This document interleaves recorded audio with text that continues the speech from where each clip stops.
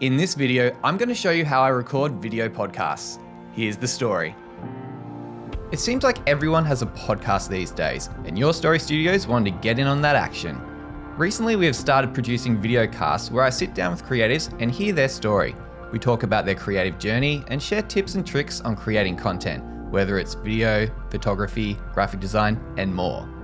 But that's enough self-promotion.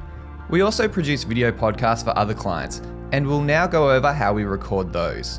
Currently, we are using a 2-camera setup. We have a Panasonic S1 as our wide shot, which includes our host and guest. We then have a Panasonic EVA1 as the close-up shot for our guest. We have in the past used a 3rd camera for a close-up shot of our host, but I have since removed that camera as I didn't find it necessary and wanted to simplify the editing process. In this studio space, I didn't like the plain background for the host, and ultimately I feel that a static wide shot works just as well.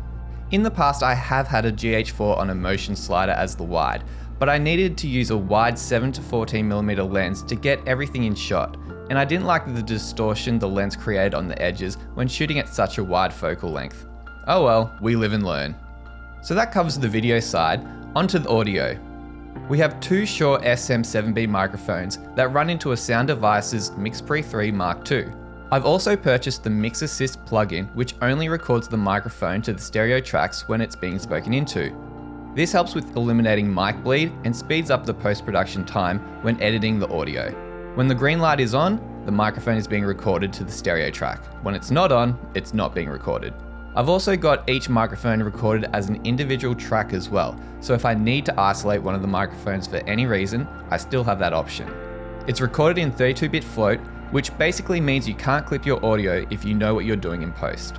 Lighting wise, we are using the Aperture 120D with the Aperture lantern attachment to create this soft lighting.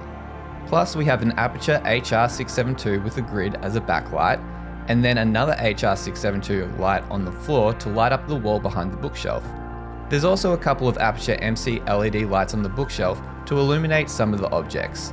Finally, I have an Aperture f7 to the left of frame to act as a backlight for our host. So that's how we record a video podcast.